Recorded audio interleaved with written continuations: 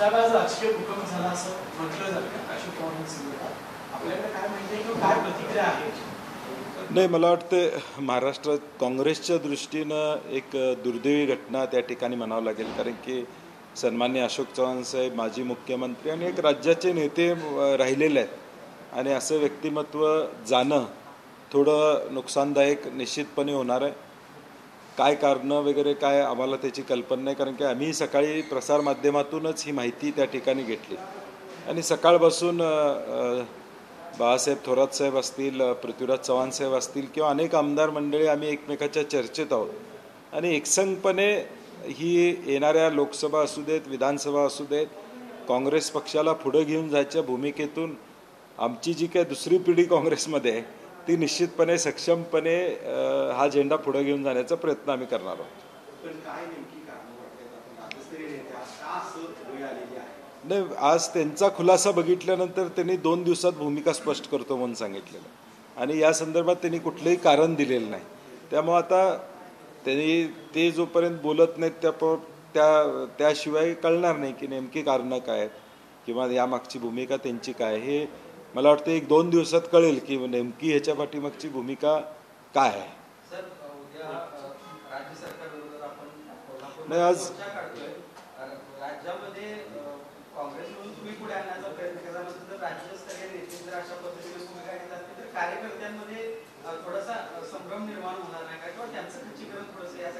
नाही, निश्चितपणे थोडं वातावरण राज्यामध्ये काँग्रेसच्या कार्यकर्त्यांमध्ये थोडं चिंतेचं वातावरण निर्माण होते, परंतु शेवटी आता आलेल्या प्रसंगाला सामोरा जाणं आणि त्या प्रसंगातून वाट काढणं हा प्रयत्न आम्हा सर्व मंडळींना सामुदायिकरित्या करावा लागेल.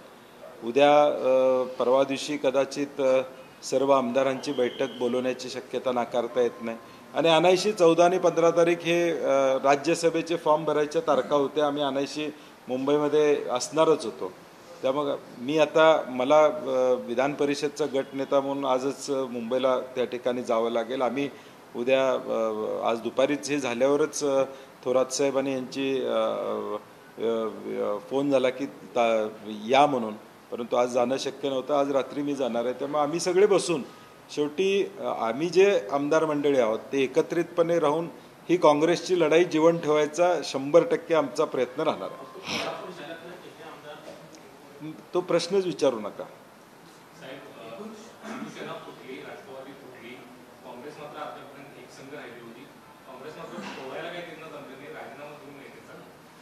नाही, मला वाटतं 2 दिवस जाऊ देत. नेमकं 2 दिवसानंतर स्पष्ट भूमिका झाल्यावर त्याच्यावर योग्य प्रतिक्रिया देणं संयुक्तिक राहील. आज त्याच्यावर प्रतिक्रिया अजून भूमिका स्पष्ट झालेली नाही. त्यामुळे आज त्याच्यावर बोलण्यापेक्षा त्याची कारणं काय किंवा काय हे 2 दिवसात झाल्यानंतर सगळेच जण त्याच्यावर आपली प्रतिक्रिया देतील, आम्ही त्याच्यावर बोलू.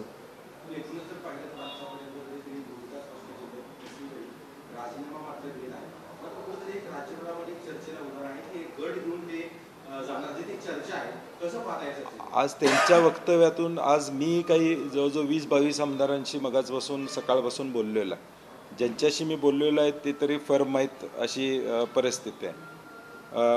नाना पटोले असतील, थोरात साहेब असतील किंवा पृथ्वीराज भाऊ असतील, ज्येष्ठ नेते सगळ्यांशी बोलत आहेत आणि मला वाटतं 1-2 दिवसात स्पष्टता येईल की नेमकं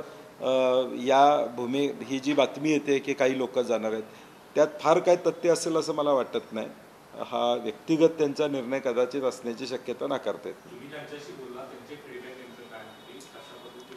नाही. आत्ता आपण सर्वे बघितला तर सगळ्या सर्वेमध्ये जवळजवळ 25 ते 26 सीटा महाविकास आघाडीला येत आहेत हे स्पष्टपणे वातावरण राज्यामध्ये दिसतंय. आता हे राज्यातलं वातावरण बिघडवायचा प्रयत्न होतोय का ही शंका होते आणि त्यामुळं निश्चितपणे पुढच्या सगळ्या आमदारांचं म्हणणं आहे की लढाई आपण करूया. वातावरण चांगलं आहे. महाविकास आघाडी म्हणून येणारं काळ महाविकास आघाडीसाठी आहे. लोकांच्या अपेक्षा महाविकास आघाडी करून आहेत. महायुतीचा चाललेला कारभार याच्याबद्दल लोकांच्यामध्ये रोष आहे आणि मला वाटतं एकत्रित राहिलो तर ही लढाई आम्ही जिंकू असा आम्हाला विश्वास सगळेच बोलताना या ठिकाणी देतात आणि मला खात्री आहे की तो यशस्वी होईल.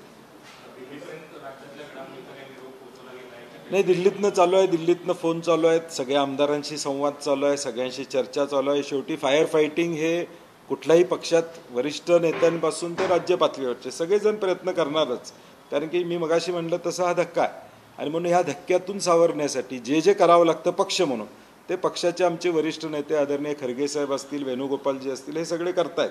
आम्ही त्याला स्थानिक राज्य पातळीवरचे आम्ही सगळे त्याला मदत करून एकसंघपणे काँग्रेस अबाधित ठेवणे हा आमचा सगळ्यांचा सामुदायिक प्रयत्न असेल.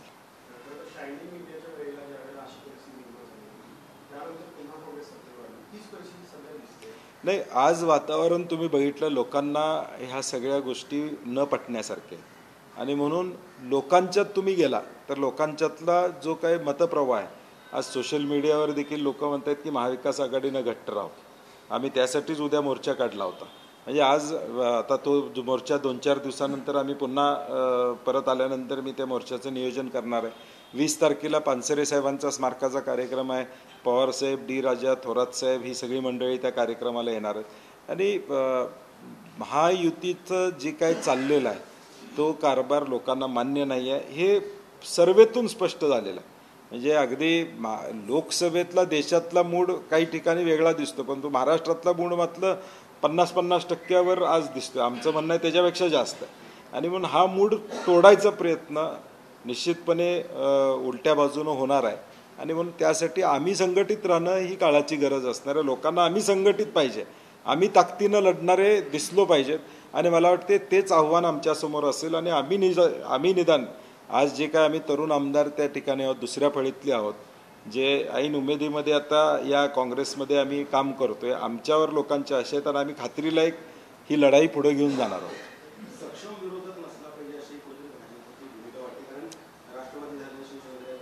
नाही, बिहारमध्ये बघितलं, झारखंडमध्ये बघितलं, सगळीकडे तीच परिस्थिती आहे की पुढं कोण असलंच नाही पाहिजे अशा पद्धतीचं वातावरण त्या ठिकाणी केलं जाते. परंतु शेवटी मतदाला जाताना लोक बटन दाबणार आहेत. लोक बटन दाबताना हा सगळ्या गोष्टीचा विचार करणार आहेत की हे देशामध्ये नेमकं लोकशाही टिकते का, विरोधी पक्षांना कशा पद्धतीनं फोडलं जातं आहे, ह्या सगळ्याचा विचार, कारण निवडणुका झालेल्याच नाहीत. गेल्या 1-1.5 वर्षामध्ये ह्या सगळ्या घटना महाराष्ट्रात घडल्यानंतर निवडणुका झालेल्या. एकदा निवडणुका झाल्या की हे लोक त्याचं उत्तर देतील.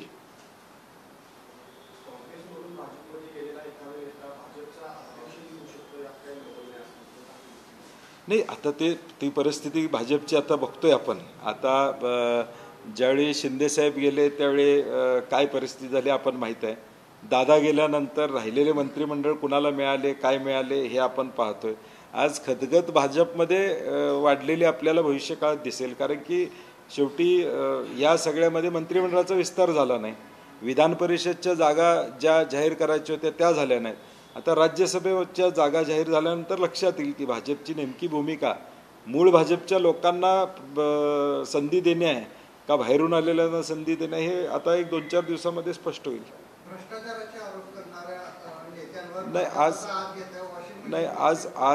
आज विषय तो सगळी देशभर तो विषय आहे. परंतु आता शेवटी आम्ही जे म्हणलं की काँग्रेस म्हणून आम्ही एकसंघ राहणार आहोत, आम्ही जी काय मंडळी आहोत, आणि ताकदीनं महाविकास आघाडी सक्षम करण्याचा आमचा प्रयत्न असणार. धन्यवाद.